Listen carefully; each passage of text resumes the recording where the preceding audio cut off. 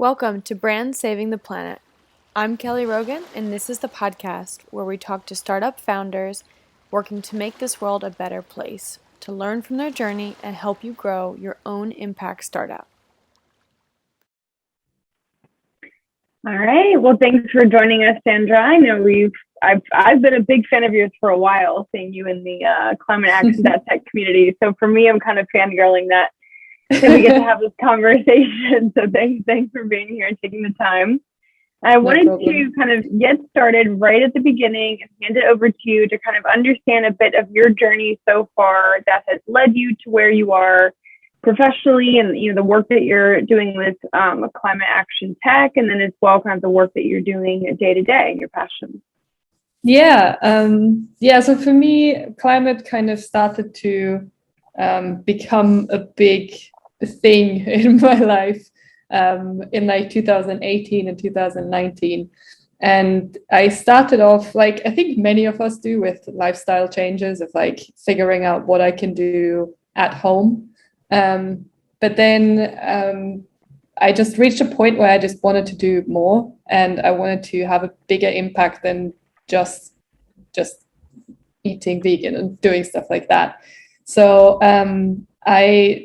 I was working at Microsoft at that point already, and I was thinking that I spend a lot of my time at work during the week. And I was wondering whether there was anything in the tech industry or anything that I could plug into where people talk about climate action and what we could be doing. And so a little bit of Googling just brought me to ClimateAction.Tech. And I joined ClimateAction.Tech in summer 2019 when a lot of the climate strikes were happening as well. Immediately got stuck in creating like a tech worker pledge project, and since then I've been pushing internally at Microsoft to change things there and think about design specifically, because my background is digital design, figuring out and learning more from a lot of people at ClimateAction.Tech actually about the emissions of basically just tech and digital products and services. Since then I've been trying to get this conversation going and started and continued at Microsoft.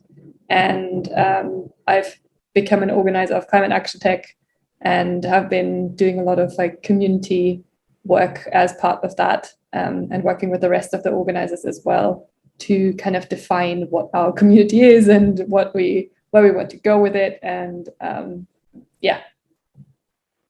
Amazing. In terms of with ClimateAction.Tech in particular, there's so many communities popping up all over the place. And I do think that each one kind of has their own place and their own sort of purpose or niche, network. But I'm curious with ClimateAction.Tech, what really attracted you, and what is their, mission? I know it's evolving, but what would you say is kind of their mission that you were like, yes, this is what I want to dive into and help to evolve? Yeah, I think for me, it was very much, I was looking for that kind of collective action and trying to figure out, to learn from others of how to make changes in my job. So working as a tech worker, there's specific powers that we have, there's specific influences that we can have on other industries as well. So there is a tremendous amount of power in the tech industry, and using that in order to support climate solutions and go into a direction with the future that I actually like. That kind of attracted me to ClimateAction.Tech. And that is our mission as well. Our mission statement is that we're tech workers seeding climate action in companies and organizations and industries through this deep and self-organized community building and support. And so the community itself is there for members to come in, learn from others, figure out what works and what doesn't work based on their position in the company, the size of their company, the sector of their company as well, and then reporting back to the community as well, and kind of helping others on this journey of seeding climate action within companies. It's like you're kind of infiltrating Yeah, exactly. in a good way. Yeah, the change makers from within, because I think a lot of kind of bits of advice in the climate space or the most logical step that many people see is just changing your job and joining a company that is aligned with your values. And that is a completely that's a good way to go as well. But there is also a lot of companies that need to change from within as well. And that's kind of where we try and kind of skill up people and help them out. Absolutely. I think what I've seen over the years, and frankly, I haven't been involved in sustainability my whole life, either. It's only been, 5 or so years that I've really dove into it and learned more about it. But I do kind of notice this shift in mentality of where for a while, the majority of people kind of sat back and said, I know it's a problem, I do care, but there's nothing I can do. So the governments and the business, they need to talk and figure it out and let me know, when the world's going to be safe. And little by little, I think the pandemic kind of accelerated that mindset that, nope, they do not have it. Yeah.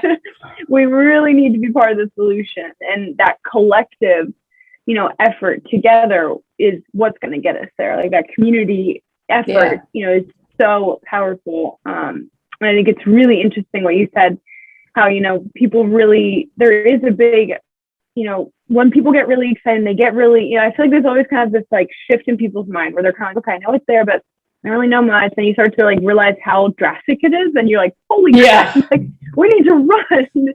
You freak out.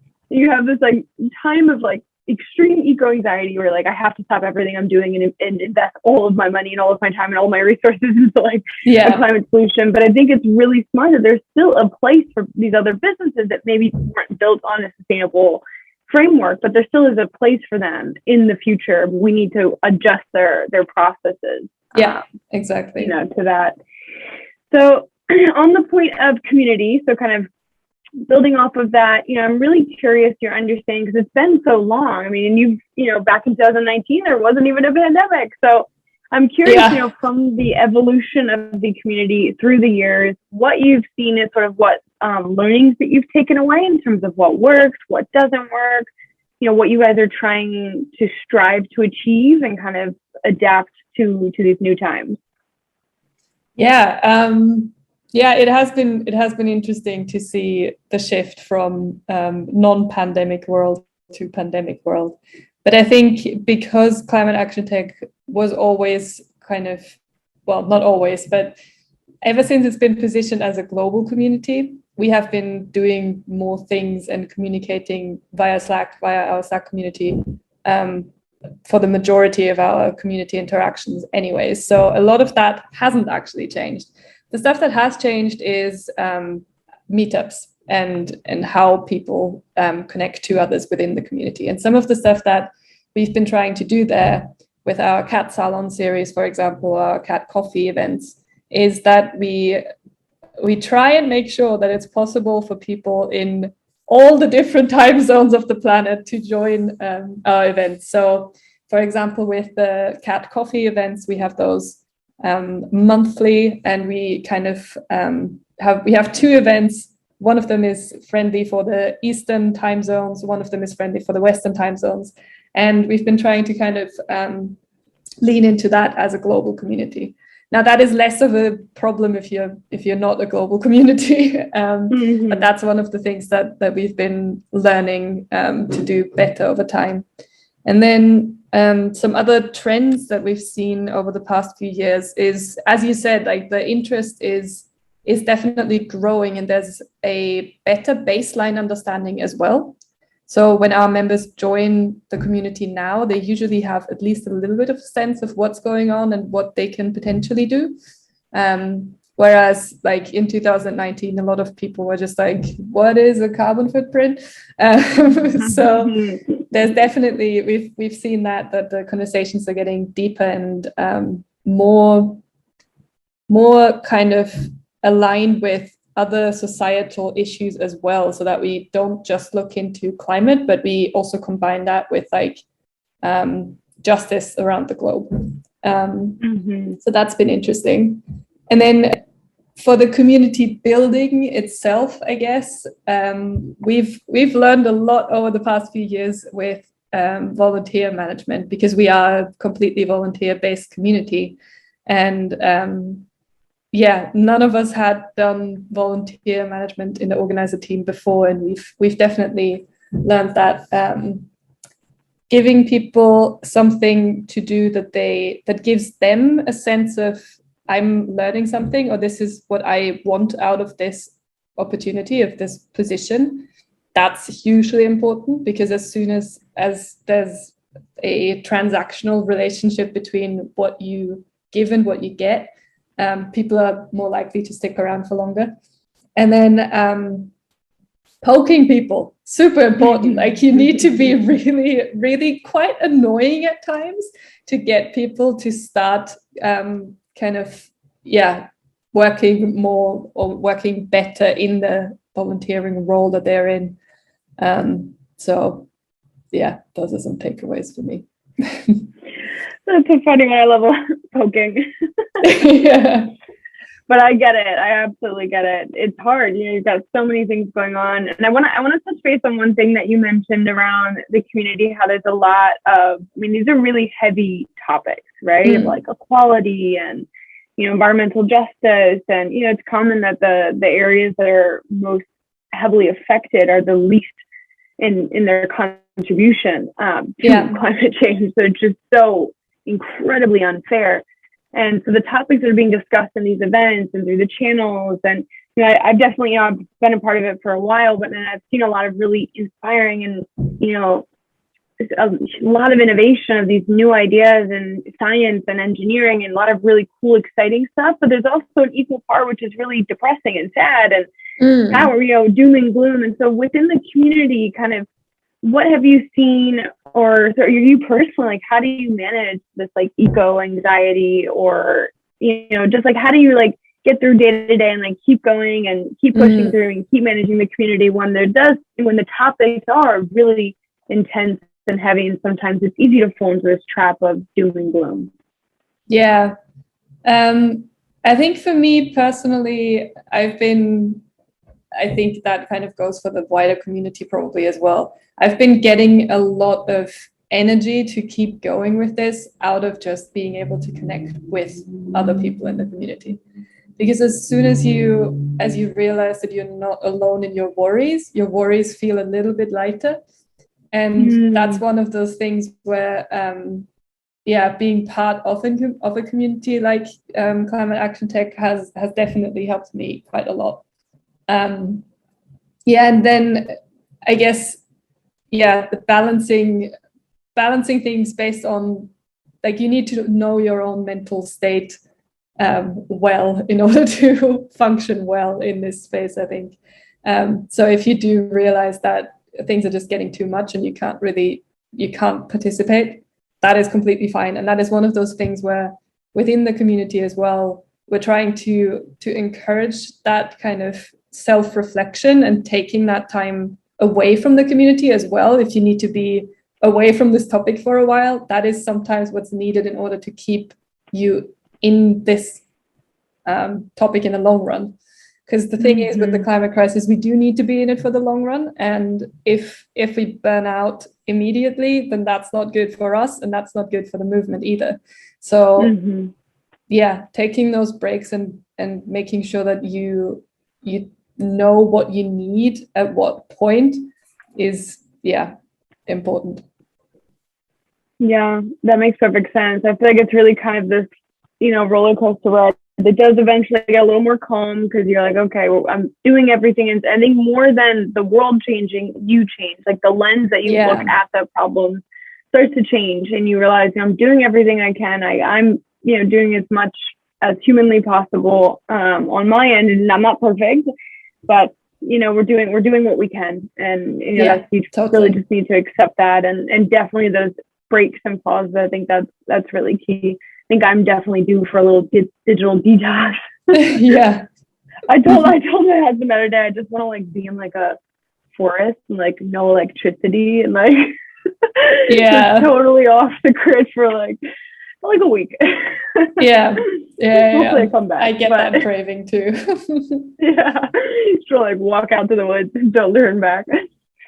All right. So moving forward, I want to kind of dive into a bit of kind of more focusing on, the positive sides and kind of what you're most excited about, in terms of the future of our planet and what keeps you going, like what gets you really stoked and excited every day when you're working either on, your work at Microsoft or with ClimateAction.Tech. Yeah, there's a few things. There's one of them is the fact that at some point you realize that all of the way that we work and live is just a social agreement. And as soon as you realize that it can be changed. And even just that tiny little mindset shift is definitely keeping me going, because I'm kind of excited about the possibility of all of it changing. And we've seen it with the pandemic as well to a degree, and that's kind of only cemented this realization that we can shift things as a society and change things. But on a more specific note, I guess, I take huge inspiration from fiction stories about the future that are not the doom and gloom ones, but the ones that are a little bit more, this is what it could look like, we could get there. So there's been a few books that I've read and a few videos. The YouTube series A Message from the Future, for example, is a great one and super inspiring on that. And I guess related to that as well, to that like future fictional stories about the future, a few of those concepts that come up again and again in those stories are around like degrowth and slowing down. And those two things, they have just gripped my attention and my that's kind of what I want to get to, I guess. This idea of doing less but better. That's kind of my outlook on life at the moment, and where I want to get to for us as a society and for me personally as well. No, that makes perfect sense. I mean, if you think about like the idea of like an entrepreneur or like a startup or any project or anything, I mean, even ClimateAction.Tech, like there was a time where it didn't exist. It wasn't even an idea. And so if you can, and that's kind of, sometimes I've read some like books and stuff on founders and entrepreneurs, and sometimes they're a little cuckoo because they can like really believe in something that doesn't exist. Like they see it, they feel it, like they put themselves there, they totally know it exists, and that's what gives them that motivation day to day, even when every investor says no, even when there's so many roadblocks and so many challenges and so much bad news. They keep pushing through because they believe in this future. They believe in this idea and their dream and their, vision and things like that. So I feel like, it's interesting. I feel like we all kind of need to be like world entrepreneurs, like founders of the world. Like we need to be the new, founders to really remake this and believe in it so strong that even when we have all the bad news and all the storms and all the craziness happening, like we will still keep pushing forward. Like that's an interesting mindset. I don't think I've really thought about it like that before, but it makes perfect sense. Interesting. So one thing I want to, because I know we'll wrap up here shortly, but I wanted to kind of touch base on because there's a lot of listeners and a lot of people in our community who are still working, full-time jobs and are trying to maybe transition to something that there is more aligned with their values or find some way to adapt that to more aligned with their values. But, other than joining a community like ClimateAction.Tech and really finding your people and, feeling understood and, joining other initiatives, what would you say to somebody who is working at a similar job like Microsoft or any other company? What are kind of the first steps that they can take to try to make their voice heard? How can they create a group within the, team, or like what would you advise as kind of those first steps to start that infiltration? Yeah. So we have an action guide on our website as well on how to start or join a green team. And I think that's usually a very good first step to look around, because there's usually already something there. So for Microsoft specifically, there's like a huge sustainability community internally that you can just get plugged into and see what's needed and how you can help out. If it's a smaller company or a medium-sized one, there might already be someone else who's interested in this as well. If it's a super small company, even just writing a message for everybody and just asking, is anybody interested in exploring this with me, can be super helpful, because it is always easier to go this road together, and it's always easier to say or to convince leadership, for example, if you have more people behind you. So the Amazon Employees for Climate Justice group, for example, is a great example of how tech workers can collaborate with frontline workers and push for changes and ask for changes. And yeah, so finding people internally is usually a very good first step. But if you're not as like comfortable as like a super outgoing person, and you just want to get started on a smaller scale, at Climate Action Tech, we kind of, a lot of our members already know about how to green their craft. So this is more about making changes in your day-to-day work. And then as you get more comfortable talking about the changes that you make at work, and as you start talking more with people at Climate Action Tech, for example, and you get that vocabulary for talking about all of these things, then maybe that next step of finding people in the company can be easier as well. So it really depends on your level of comfort of reaching out to people, I guess.